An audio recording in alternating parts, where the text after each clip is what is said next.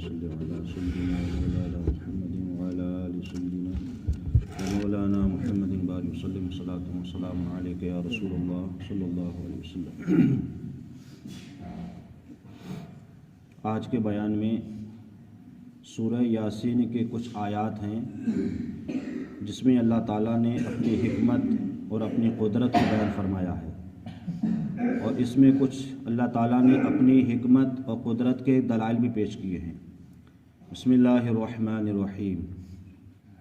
سبحان الذی خلق الازواج کلها مما تنبت الارض ومن انفسهم ومما لا يعلمون۔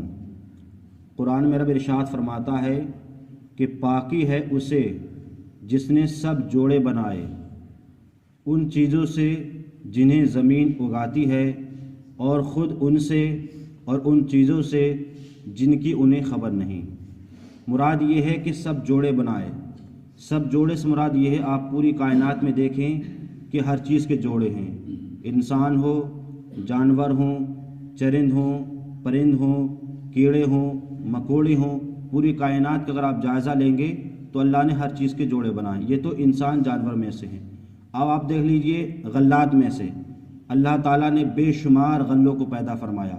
کس کے لیے؟ انسانوں کے لیے، چاہیں وہ دال میں کس کے اعتبار سے ہوں، اناج کے اعتبار سے ہوں، یا دوسری چیز کے اعتبار سے ہوں۔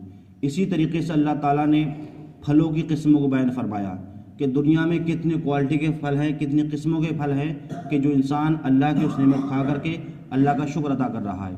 تو یہ سب جو ہے پوری کائنات میں اللہ نے ہر چیز کے جوڑے بنائے ہیں۔ اب اسی چیز کی آخر میں فرمایا وَمِمَّا لَا يَعْلَمُونَ، اور اللہ نے ایسے بھی جوڑے بنائے ہیں جنہیں تم خبر نہیں رکھتے۔ وہ جوڑے سے مراد ہے جو ماں کے پیٹ میں جو بچہ ہوتا ہے، چاہے وہ بیٹا ہو یا بیٹی ہو، کوئی نہیں جانتا ہے، صرف رب ہی جانتا ہے کہ اس کے پیٹ میں بیٹا ہے یا بیٹی ہے۔ تو یہ بھی ایک جوڑا ہے۔ تو گویا کہ اس میں اللہ تعالیٰ نے اپنی قدرت کو بتایا ہے کہ اللہ کی ذات ایسی ہے کہ جس نے پوری کائنات کے اندر لوگوں کے لیے اور ان کے جانوروں کے لیے غلوں کو اور دوسری چیزوں کو پیدا فرمایا۔ اس کے بعد قرآن میرا فرماتا ہے وَآیَةٌ لَهُمُ اللَّيْلُ نَسْلَخُ مِنْهُ النَّهَارِ نَهَارًا فَإِذَا هُمْ مُظْلِمُونَ، اور ان کے لیے ایک نشانی یہ ہے کہ رات ہے، ہم اس پر سے دن کھینچ لیتے ہیں جب بھی وہ اندھیروں میں ہیں۔ مطلب اللہ کی قدرت یہ ہے کہ اللہ نے دن اور رات کو پیدا فرمایا۔ تو آپ نے دیکھا ہوگا جب دن آتا ہے تو رات چلی جاتی ہے، اور جب رات آتی ہے تو دن چلا جاتا ہے۔ تو اللہ کی یہ ایک نظام اور قدرت ایسا ہے کہ جب سے اللہ نے آسمان اور زمین کو پیدا فرمایا یا رات اور دن کو پیدا فرمایا، آج تک اس نظام میں کوئی گڑبڑی نہیں ہوئی۔ کبھی ایسا نہیں ہوا کہ دن کے رات بجے ہیں تو رات آ گئی ہو، یا رات کے 12 بجے ہوں اور دن آ گیا ہو۔ مطلب جو سسٹم اللہ نے بنایا ہے، پوری کائنات بکھر سکتی ہے اور کائنات کا سسٹم بکھر سکتا ہے، لیکن اللہ کا جو سسٹم ہے کہ جب رات آتی ہے تو دن داخل نہیں ہو سکتا، اور جب دن آتی ہے تو رات داخل نہیں ہو سکتا۔ یہ اللہ کا سسٹم ہے جو کبھی ختم نہیں ہو سکتا ہے۔ اسی طریقے سے قرآن میرا فرماتا ہے وَالشَّمْسُ تَجْرِي لِمُسْتَقِرٍّ لَهَا ذَلِكَ تَقْدِيرُ الْعَزِيزِ الْعَلِيمِ، اور سورج چلتا ہے اپنے ایک ٹھہراؤ کے لیے، یہ حکم ہے زبردست علم والے کا۔ اب یہاں قرآن میں کیا فرمایا رب نے؟ وَالشَّمْسُ تَجْرِي، کہ سورج چلتا ہے۔ اب یہاں کہیں کہیں سائنس جو ہے وہ شریعت کے خلاف ہے۔ سائنس جو بچے پڑھتے ہیں تو سائنس میں یہ پڑھا جاتا ہے کہ سورج ٹھہرا ہوا ہے اور زمین گھومتی ہے، یہ سائنس میں پڑھا جاتا ہے۔ لیکن قرآن نے کیا فرمایا؟ وَالشَّمْسُ تَجْرِي، سورج چلتا ہے یعنی گھومتا ہے اپنے ٹھہراؤ کے لیے۔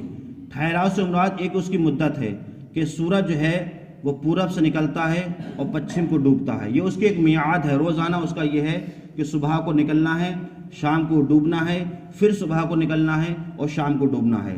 تو گویا کہ جب سورج یہ جو ہے مطلب چلتا ہے اور گھومتا ہے تو اسی طریقے سے دن آتا ہے، پھر رات چلی جاتی ہے۔